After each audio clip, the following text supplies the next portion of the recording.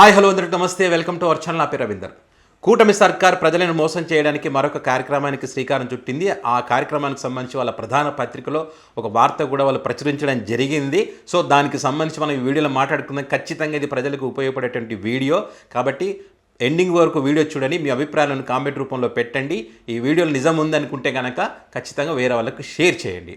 ఇప్పుడు చంద్రబాబు నాయుడు గారు మీడియాని కానీ టెక్నాలజీని కానీ ఏ రకంగా వాడతారో అందరికీ తెలిసిందే. ఆయన తర్వాత ఎవరైనా ఆ రెండింటిని వాడకానికి సంబంధించి చూస్తే అంటే తన పాలనకు సంబంధించి కానీ, తన మీద వస్తున్నటువంటి ఆరోపణలకు సంబంధించి కానీ, తన పాలన ఫెయిల్యూర్కి సంబంధించి కానీ, తను పథకాలు అమలు చేస్తాను అమలు చేయకుండా ఉండేటువంటి అంశానికి సంబంధించి కానీ ప్రజల నుంచి వ్యతిరేకత వస్తున్నప్పుడు వాటిని బాగా బలంగా వాడతాడు.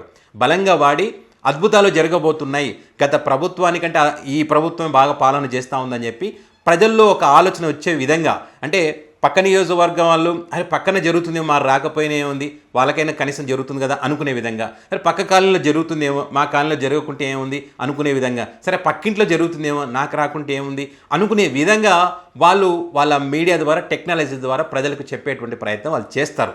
అందులో భాగంగానే ఇప్పుడు వీళ్ళు ఏదైతే సూపర్ 6 పథకాలు అమలు చేస్తామని చెప్పి అధికారంలోకి వచ్చారో వాటికి సంబంధించి ప్రజల్లో అసంతృప్తి ఉంది అని భావించినటువంటి వీళ్ళు కొత్తగా ఒక కార్యక్రమానికి శ్రీకారం చుట్టారు. ఏంటి ఆ కార్యక్రమం అంటే వాళ్ళ ప్రధాన పత్రికలు వచ్చినటువంటి కథనం ఏంటంటే, ప్రభుత్వ పథకాలు, కార్యక్రమాలు, నిర్ణయాలు, గ్రీవెన్స్లో వచ్చే వినతుల పరిష్కారం పైన రాష్ట్ర ప్రభుత్వం ప్రజాభిప్రాయ సేకరణ చేపట్టింది. ఐవీఆర్ఎస్ విధానం ద్వారా నేరుగా లబ్ధిదారులకి ఫోన్ కాల్ చేసి పథకాల అమలు, సేవల నాణ్యత, వినతుల పరిష్కారం తదితర అంశాలపైన ఫీడ్బ్యాక్ తీసుకుంటుంది. వీటి ఆధారంగా ఆయా పథకాల కార్యక్రమాల్లో అవసరమైన మార్పులు చేర్పులు చేపట్టనుంది. ఉదాహరణకు సామాజిక భద్రత పింఛన్లు ఇంటి వద్ద సక్రమంగా అందుతున్నాయా లేదా, దీపం పథకం 2లో భాగంగా ఉచిత గ్యాస్ సిలిండర్ పొందడంలో ఏమైనా ఇబ్బందులు ఉన్నాయా వంటి ప్రశ్నల ద్వారా లబ్ధిదారుల నుంచి అభిప్రాయం సేకరిస్తుంది. చూసారా, వీళ్ళు ఎగ్జామ్స్ కూడా రెండు పెట్టారు. వీళ్ళు వచ్చిన తర్వాత పింఛన్లకు సంబంధించి ఒకటి అమలు చేస్తూ ఉన్నారు. మొన్ననే దీపావళి పండుగ అప్పుడు ఈ దీపం పథకానికి సంబంధించి అమలు చేస్తున్నారు. సో అది కూడా పూర్తి స్థాయిలో అమలు జరగటం లేదు. ఆ రెండే ఎగ్జామ్స్, ఇంకా వేరే ఎగ్జామ్స్ ఏం పెట్టడం లేదు వీళ్ళు. ఇదే కాకుండా కూటమి ప్రభుత్వం తెచ్చినటువంటి ఉచిత ఇసుక విధానం, నూతన మద్యం విధానం సహా ఇతర విధానాలన్నింటిపైన కూడా ఐవీఆర్ఎస్ ద్వారా ప్రజల నుంచి అభిప్రాయాలు తీసుకుంటుంది. త్వరలో రెవెన్యూ, మున్సిపల్, విద్యుత్ తదితర కీలక అంశాల్లో అందుతున్నటువంటి పౌర సేవలపైన సమాచారం సేకరించున్నారు. ప్రజల నుంచి అసంతృప్తి వ్యక్తమైతే అందుకు గల కారణాలు విశ్లేషించి ఆయా సేవలను మెరుగుపరుస్తారు. ప్రభుత్వ అధికారులు, ఉద్యోగుల్లో బాధ్యత పెంచి మెరుగైన సేవలు అందించేలా చూడనున్నారు. ప్రజల మాటే ఫైనల్ అనే విధానంతో ముఖ్యమంత్రి చంద్రబాబు నాయుడు ముందుకెళ్లాలని భావిస్తున్నారు. అందులో భాగంగానే ఈ ఐవీఆర్ఎస్ కాల్స్కు ప్రజలు స్పందించి సమాధానం చెప్పాలని రాష్ట్ర ప్రభుత్వం కోరుతోంది. ప్రజలు వాళ్ళు వెచ్చించే 2 నిమిషాల సమయంతో ప్రభుత్వం నుంచి మరింత మెరుగైన సేవలు పొందేటువంటి అవకాశం ఉంటుందనేటువంటి వార్త వీళ్ళు రాయడం జరిగింది. దీంతో పాటు ఒక పని చేయండి, మీరు వాళ్ళకి ఫోన్ చేసినప్పుడు మేము అధికారంలోకి వస్తే తల్లి వందనం పథకం ద్వారా ఇంట్లో ఉన్న ప్రతి ఒక్కరికి కూడా, ప్రతి విద్యార్థి, ప్రతి పిల్లలకు కూడా 15,000 ఇస్తామని చెప్పాం కదా, అది ఇప్పుడు ఇవ్వడం లేదు, దీని గురించి మీరు ఏమనుకుంటున్నారు?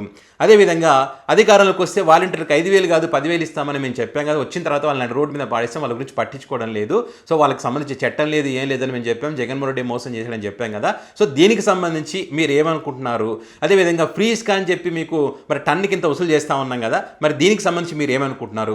మరి అధికారంలోకి రాకముందు జగన్మోహన్ రెడ్డి అనేకసార్లు కరెంట్ ఛార్జీలు పెంచారు, కరెంట్ ఛార్జీలు మూత మోగిపోతుంది, షాక్ కొడుతుందని మేము అప్పుడు చెప్పాం కదా, మేము వస్తే తగ్గిస్తామని చెప్పాం కదా, ఇప్పుడు వచ్చిన తర్వాత అధికారంలోకి వచ్చిన తర్వాత మరి కోట్లలో మీ నెత్తిన భారం వేస్తున్నాం, మరి దీనికి సంబంధించి మీరు ఏమనుకుంటున్నారు? విద్యా దీవెన అమలు చేయట్లేదు, దీని గురించి ఏమంటున్నారు? వసతి దీవెన, కళ్యాణ లక్ష్మి అంటే ఈ కళ్యాణ కానుకకు సంబంధించి, తర్వాత కళలకు రెక్కలకు సంబంధించి, అదేవిధంగా మద్యం విధానానికి సంబంధించి కూడా ప్రతి వీధుల్లో కూడా బెల్ట్ షాప్ పెట్టుకోవడానికి అవకాశం ఇచ్చాం, దీని గురించి మీరు ఏమనుకుంటున్నారు? మరి అధికారంలో రాగానే మెగా డిఎస్ అని చెప్పాం కదా, వచ్చిన తర్వాత ఫస్ట్ సంతకం దాని మీద చేశాం కదా, మరి చేసిన తర్వాత ఇప్పటివరకు కూడా దానికి సంబంధించి మేము ఏం ఆలోచన చేయటం లేదు, మరి దీని గురించి మీ అభిప్రాయం, దీని గురించి ఏమనుకుంటున్నారు? మరి ఫ్రీ బస్సుకు సంబంధించి అమలు చేయటం లేదు కదా, మరి దీని గురించి ఏమనుకుంటున్నారు? ఇట్లా అనేక పథకాలు మనం చెప్పినాం కదా, చేయట్లేదు కదా, దీని గురించి మీరు ఏమనుకుంటున్నారని ఫీడ్బ్యాక్ తీసుకోండి.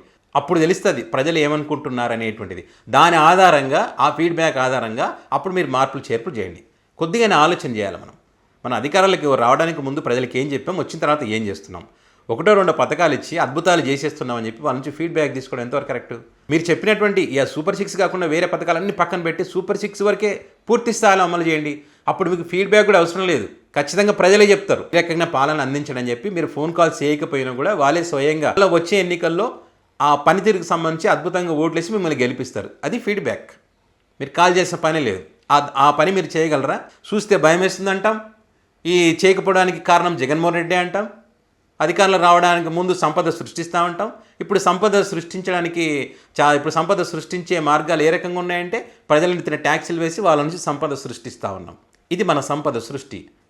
సో ఈ రకంగా చేస్తూ మళ్ళీ ఫీడ్బ్యాక్స్ అంట. మరి మీరు నియమించినటువంటి అధికారులే ఉన్నారు, మీ ఎమ్మెల్యేలు ఉన్నారు, మీ మంత్రులు ఉన్నారు. మరి వీళ్ళందరికీ తెలియకుండా అక్కడ పోటు దాకా బియ్యం పోయినాయని చెప్తున్నారు కదా. మీరు మీరే అధికారులు ఉన్నారు కాబట్టి విచారణ చేయండి, విచారణ చేసి శిక్ష వేయండి. మరి దీనికి సంబంధించి కూడా అడగండి. పవన్ కళ్యాణ్ గారు అక్కడికి వెళ్ళారు కదా, వెళ్తే మరి సీజ్ చేసినటువంటి రైస్ని మళ్ళీ సీజ్ చేయమని చెప్పారు కదా. మరి అధికారులు నన్ను లోపల రానియట్లేదని చెప్పి ఆయన చెప్తా ఉన్నారు కదా. మరి దీనికి సంబంధించి ఏమనుకుంటున్నారని కూడా అడగండి, ఫీడ్బ్యాక్ అడగండి. మరి ఇదే పవన్ కళ్యాణ్ గారు మరి ఏదైతే మంగళపూడి అయితే హోమ్ మినిస్టర్గా ఫెయిల్ అయ్యారని చెప్తా ఉన్నారు కదా, మరి నిజంగానే ఆమె ఫెయిల్ అయ్యారా లేదా అని చెప్పి దాని గురించి అడగండి. మరి అధికారులకు వచ్చిన తర్వాత మహిళలపైన చిన్నారులపైన దాడులు జరుగుతూ ఉన్నాయి కదా, మరి దీనికి సంబంధించి ప్రజల నుంచి ఫీడ్బ్యాక్ అడగండి. మరి ఈ దమ్ము ధైర్యం చేయగలరా, ఆ రకంగా ఫీడ్బ్యాక్ తీసుకోగలరా మీరు? సో ఇప్పుడు మళ్ళీ టెక్నాలజీని మీడియాని వాడి ప్రజలను తప్పుదోవ పట్టించేటువంటి ఒక ప్రయత్నం, అద్భుతాలు జరగబోతున్నాయి. మేము వచ్చిన తర్వాత రాష్ట్రం మొత్తం మారిపోయింది, పండుగ వాతావరణం నెలకొందని చెప్పి మళ్ళీ మీరు చెప్పడం, మీ మీడియా చెప్పడం, మీకు సపోర్ట్ చేసేటువంటి సెలబ్రిటీలు, సినిమా పరిశ్రమకు చెందినటువంటి అందరి చేత చెప్పించేటువంటి ఒక ప్రయత్నం. కానీ గ్రౌండ్ లెవెల్లో ఏం జరుగుతుంది, గ్రౌండ్ లెవెల్లో ప్రజలు హ్యాపీగా ఉన్నారా లేదని మాత్రం మనం చూడం. సో చూద్దాం, మరి వీళ్ళు ఇప్పటికీ అమలు చేసినటువంటి పథకాలకు సంబంధించి ఫీడ్బ్యాక్ తీసుకునే ప్రయత్నం చేస్తూ ఉన్నారు. మరి ఆ ఫీడ్బ్యాక్లో ప్రజలు ఏం చెప్తారని మాత్రం చూడాల్సి ఉంది. అయితే ఈ కార్యక్రమానికి సంబంధించి మీ అభిప్రాయాలను కామెంట్ రూపంలో తెలియజేయండి.